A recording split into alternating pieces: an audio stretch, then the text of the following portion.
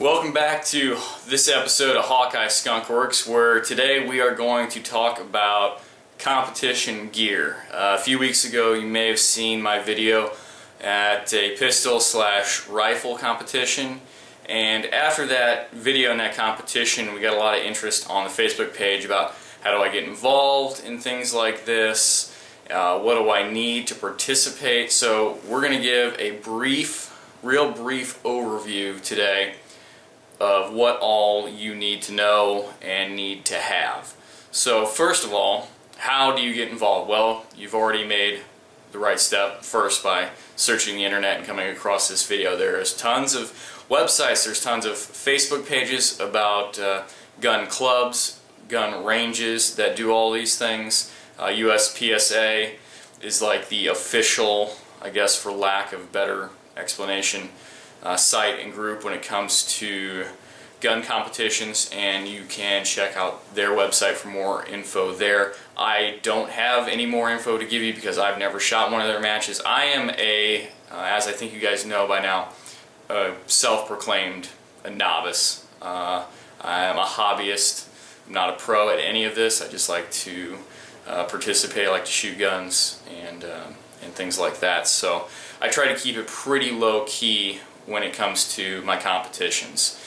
So in this video we're going to break it up into two main sections. We're going to go over weapons and we're going to go over gear, and real briefly just give an explanation of what some of the stuff you might want or need and where you can possibly go to get some of this equipment. First off, let's talk about guns. We're going to cover the three-gun scenario. We've got pistols, we've got shotguns, and we have rifles. Let me first start by saying the weapon that you use is going to be dependent on the class that you're in.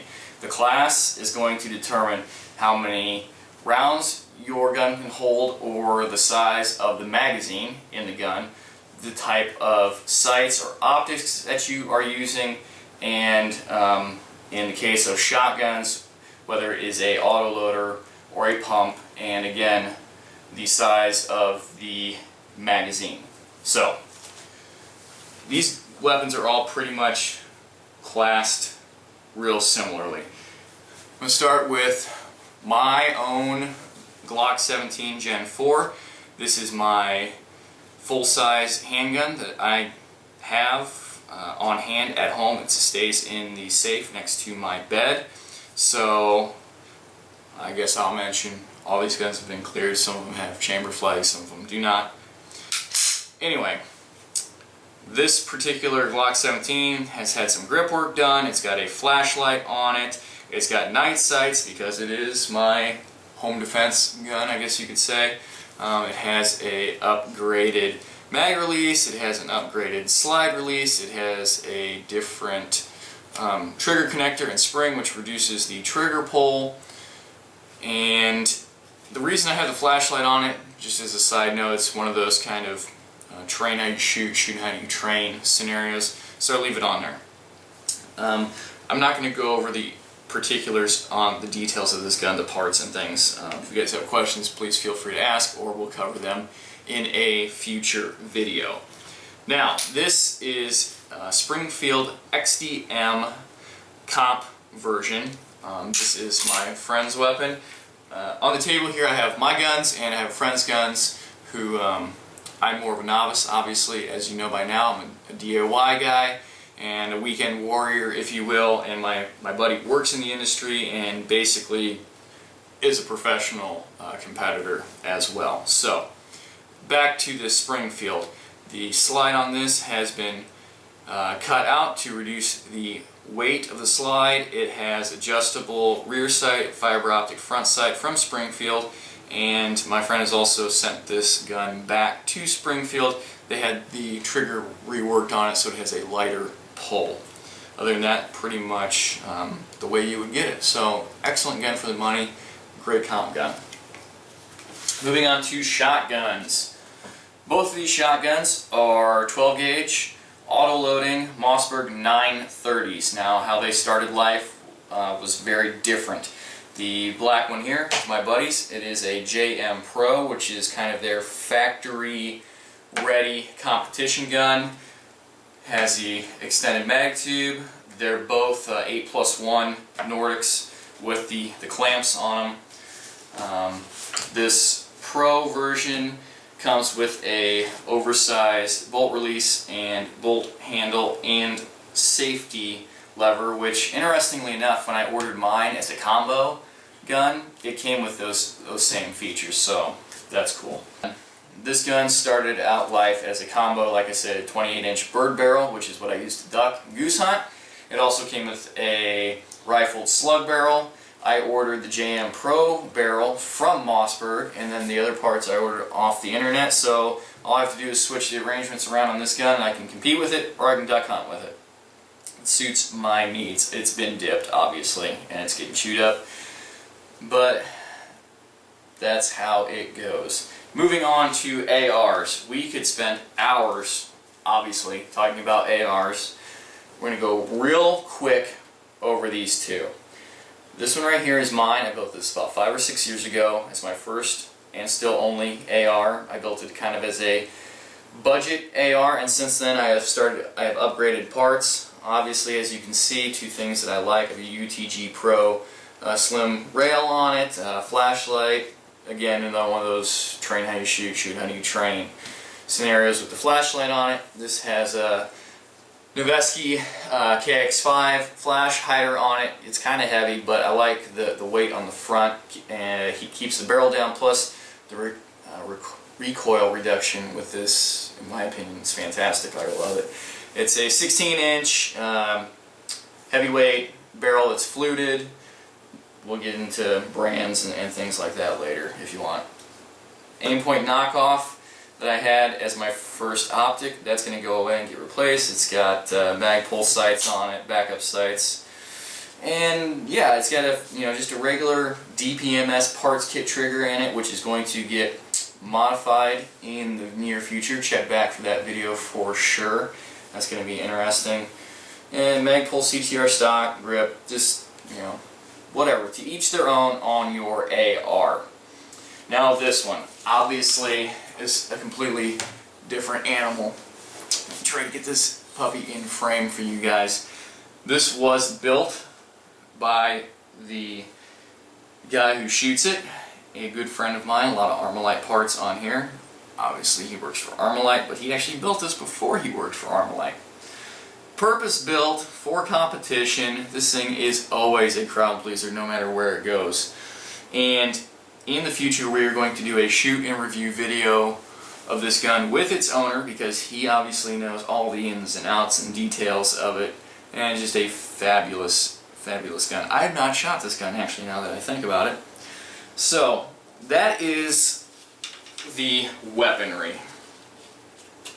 Alright, now let's go over a little bit of what gear you might want to have. Again, let's go ahead and start at some of the bare necessities. Obviously, you're going to need a holster for your pistol. Personal preference, whatever you want to shoot. This is all of the Kydex here I built for myself. This is just got a carbon fiber finish on it. Simple belt loops on the back, molded for my Glock with the flashlight. Just enough retention to keep it in, but easy to draw, easy to reholster. Same thing with my magazine pouch. I use a dual mag pouch, and nothing special there. This is just a single mag pouch for a PMag. It's not done yet, so it needs some trimming and sanding, but that's what that is. They all use the kind of the D-loop style belt loops. You can find those from some of my other videos. I think these all came from DIYholster.com. For a belt, you can use any belt you want, but I happen to use this is an 1 3/4 nylon webbing belt that came with a pair of proper duty pants that I bought a couple years ago at my local law enforcement supply store. So that is all of that. Obviously, you can carry as many mags as you want, really. There's no restrictions on that. It's more restricted on the capacity of the magazines, and again, that is going to be dependent on the class that you shoot. Moving on to some of the more high-end gear. Obviously, we've got a much different belt. This is a hard belt that uses a inner liner belt. I believe this is a Safariland or Bianchi duty/competition belt. We've got much higher end pistol magazine holders that are completely adjustable on the retention. This is a shotgun shell speed loader, so it holds shells and you can grab them and load much easier. All of these are quick release. I'm going to struggle doing it on film. Attachments so you can change your arrangement pretty easy. Another style of, get that on camera for you, another style of PMag, or I think these hold any AR magazine pouch. Obviously, like I said, sky's the limit, personal preference on all of this stuff. And then this holster for the Springfield, actually I'm pretty proud of this. I built this holster to mount to the attachment he uses on this belt, and it's awesome. It does have an adjustment screw in it for retention. Had that custom printed and made that. Super happy with how that turned out. That's awesome, in my humble opinion. So where can you get this stuff? The internet. Places like Safariland, Bianchi, Brownells, LAPolicegear.com is a good website. Plus there is a billion independent companies that make all of this stuff and have websites and Facebook pages. You know, just find what you like and go from there. And then last couple things that you're definitely going to want: safety glasses or tinted safety glasses, and some hearing protection. Personal preference there. Again, obviously, I highly recommend muffs that are electronically controlled to block the noise, and they're a lot cheaper now than you might think. I have a pair of Caldwell's that I bought at our local hardware store on sale. They were like $25, and they're awesome. You know, I have no complaints about them whatsoever. Alright, I'm going to try my hardest to wrap this video up real quick. I realized that was a ton of information, and at the same time not nearly enough altogether. So my best piece of advice: get some gear, find a local club, and go to a match. Everyone had a first match somewhere. When I shot my first match last year, it was me, my dad, a buddy of mine who had never done it. You know, I showed up, I had to borrow a magazine from another guy because I didn't have enough. We shared a Remington 870 pump shotgun that had an extended mag tube on it, and it didn't work half the time. And the people were fantastic. These guys, you know, some of these guys from out of town had showed up. They had, you know, $5,000–$6,000 competition pistols, and you know, they helped us answer the questions. If you go to one of these matches and somebody gives you grief for what you have or don't have, let me apologize on behalf of the entire community, because that's not what we're about. You know, we are a community of shooters, of sportsmen, competitors, and we love the sport, we love the equipment, you know, we love what we do, and the most important thing is to get involved, participate, and have fun. So I hope that answered a lot of your guys' questions about what you need to get started. I know there's a ton of stuff that I didn't cover, you know, magazine extensions for handguns, but again, that's going to be a class rating thing on the size, caliber that you're shooting, and just stuff that you'll learn along the way. If you guys have any specific questions about the gear, the weapons, or competitions, or anything, feel free to leave them in the comments or hit us up on our Facebook page or Twitter and ask them there. I will be more than happy to try and find answers and get back to you all with anything that you might be wondering about. As always, if you enjoyed the video, please give it a thumbs up, subscribe to the channel, check out all my other videos, and check back for more great content in the near future. Join us on Facebook and Twitter, and as always, have a great day.